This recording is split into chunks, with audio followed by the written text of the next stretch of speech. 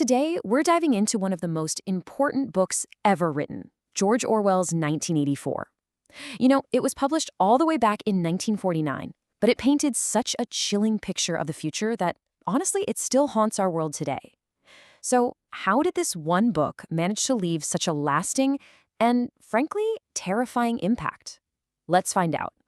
Have you ever said, Big Brother is watching you? Or maybe you've heard someone talk about the thought police? Well, if you have, you're quoting Orwell. It's kind of wild when you think about it. The book's cultural footprint is just massive.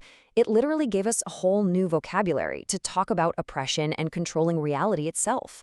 These aren't just words, they're ideas, they're concepts for understanding power that Orwell gave us, all from this single novel. The book's influence is so huge, it actually gave us a brand new word, Orwellian. When you hear that, it's basically shorthand for everything the book warns us about: a society that's being totally crushed by its government, constant surveillance, and the deliberate twisting and erasing of the truth. Okay, so to really get why this warning is so powerful, we need to step inside the world that Orwell created. So, welcome to the superstates of Oceania.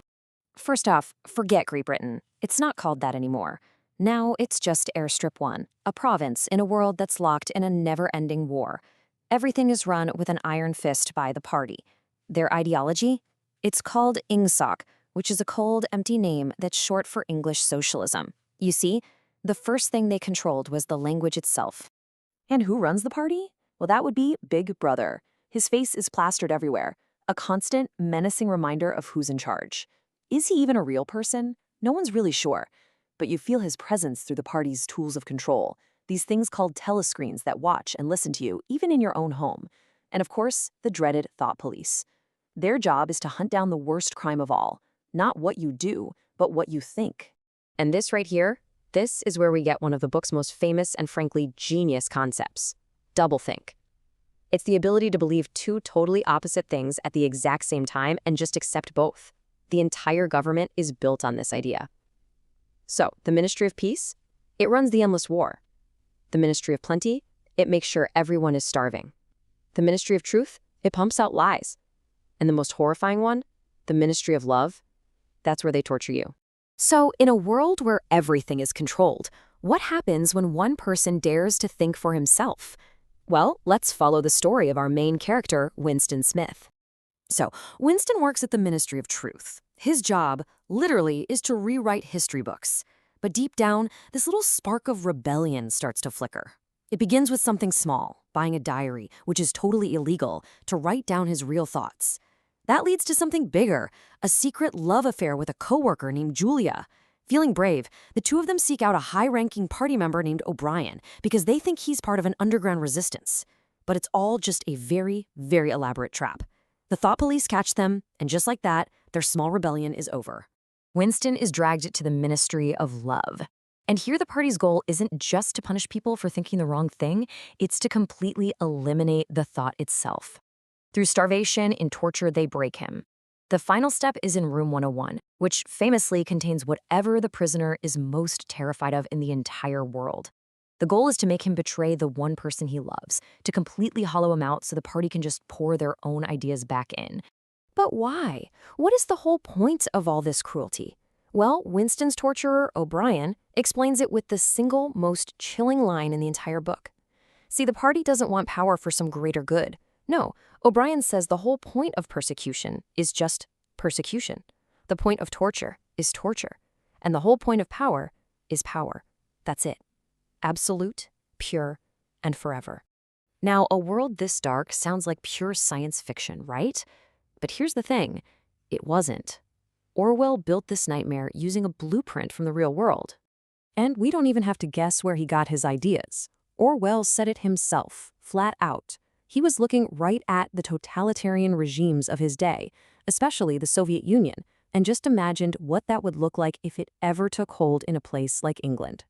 And when you look, the parallels are just impossible to ignore. The all-powerful Big Brother, with his mustache and cult of personality, was a dead ringer for the Soviet dictator Joseph Stalin. And the party's #1 enemy, Emmanuel Goldstein, he was clearly based on Leon Trotsky, Stalin's biggest rival who was exiled and turned into a boogeyman by the state. And get this shows just how deep Orwell went. You know how the party tries to force Winston to believe that 2 + 2 = 5? Well, that wasn't just some random, crazy thing Orwell made up. It came from a real Soviet propaganda slogan. It was used to push workers to finish the 5-year industrial plan in only 4 years. For the party, just like for the Soviets, reality was whatever they said it was. And the list just goes on and on. The thought police, they were modeled directly on the Soviet secret police. Those public confessions of thought criminals, that was a direct reference to the infamous Moscow show trials. Even the way Osenia suddenly switches enemies in the middle of the war, that mirrors the shocking moment when the Nazis and the Soviets signed a pact in 1939. And the idea of an unperson, someone totally erased from history, that came from the real Soviet practice of airbrushing officials they didn't like right out of photos, like they were never even there. So, if the book was so tied to the politics of the 1940s, why does it still feel so relevant? Why are we still talking about it today? Why does it feel like a warning that just never gets old? One of the first questions people always ask is, was Orwell trying to be a prophet? Did he really think the world was going to become exactly like his book? Well, Orwell was actually really clear about this. He said he didn't think this society would happen. He called the book a satire. It was meant to be a warning, to show the absolute worst-case scenario of where totalitarian thinking could go. It was a projection of what he saw happening in his time, not a crystal ball for ours. And yet, you just can't help but feel his warning echoing today, can you? We see these themes pop up everywhere, in debates about government surveillance, about fake news, about how our language is changing. And it leaves us with this one big final question. In our world, a world that is grappling with these very issues, has George Orwell's warning become more urgent than it's ever been before?